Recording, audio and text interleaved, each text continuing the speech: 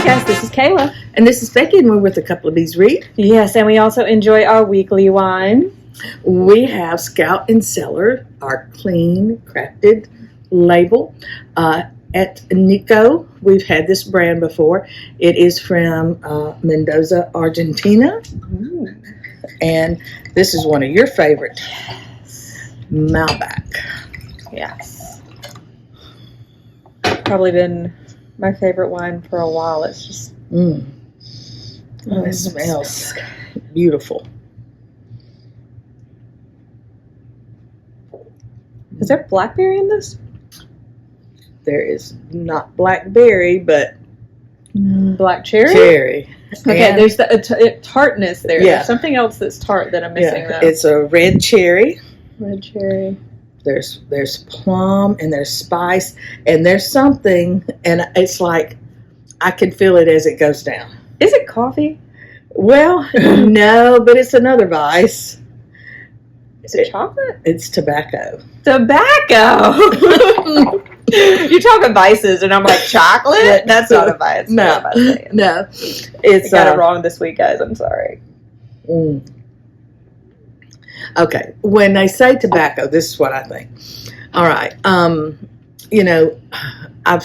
men that smoke like a really, really good quality cigar. Mm-hmm. It has an aroma when they first light it up that is, to me, intriguing. Yeah. I mean, after a while it gets stale and it stinks, but at the beginning, when it's fresh like that, there's just something that real smokiness or something about it. It just and I can. It's like it gives a warmth going down your throat. That's kind of the feeling I get from it, and it pairs well with all kind of grilled meats, whether it's chicken or beef or lamb. This is one of those wines that I feel like pairs well with anything, which I do think is kind of rare. But I might not do it with like a really light fish like tilapia. But no, it might overpower that. Like maybe with a roasted salmon that's been like, it pairs excellently, I think. Well, like just think about a really nice charcuterie board. Yeah, this would be excellent with the cheeses and the the salamis and the things like that in there. And then I think to throw in fruit, grapes or strawberries or things that have that freshness to it, I think would just bring out all the different flavors of the wine. Some blackberries, even though it doesn't have blackberry in it, like that was the first thing I thought. Yeah, but it had black and red cherry. So clean crafted. This came in my Scout Circle this week. So if you need to join the Scout Circle, I always get the variety where they send me whatever. Right. And I get some great wines that way. And if you've never tried Malbec, it is my favorite. It really is a good wine. And I do think every bottle of it tastes a little different because it's one that they use kind of different fruits. Like this had black cherry in it. I've had some that's been like blackberry. I will say this is delightful. I love this one. Yes. And so what book we got? Pairs so well with Fate Inked in Blood by Danielle L. Jensen. And this is a little... not what I usually read because it is romantasy. But what intrigued me about it is it's based on Norse mythology, which coincidentally is also the reason I let you get this one instead of me. Because yes, it's based on Norse mythology, but I guess I'm just so full of myself that I read the names of the two main characters and was like, pish, posh, because their names are Freya and Bjorn. And if you read Norse mythology, if you're into any of that literature, that's like naming your main characters John and Jane. Like, just two very common names. So I'm like, this can't be as steeped in true Norse mythology. I'm dumb and full of myself because this book, it's so steeped in a Norse myth. It goes through the Norse gods. There's just so much information about their belief systems, but it's never like info overload. It's woven so intricately into the story that I just think Danielle L. Jensen did a fantastic job. I'm definitely wanting to read the sequel now because the sequel is coming out next year, but like I think in May. So maybe Book of the Month will carry that. I hope so, because this one was great. It's about Freya, who is the shield maiden,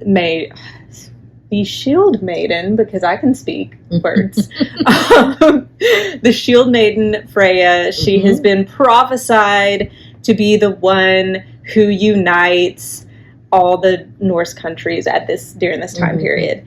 And she's known because she has the blood of Hyln, which is one of the lesser known goddesses. And there is a twist, because it actually turns out she has the blood of 2 Norse gods running through her veins. And you don't find that out, who the other one is, till the end, which is, when it was revealed, I was like, oh, of course, that makes sense. But it's so well done. She is married to this guy who's just terrible.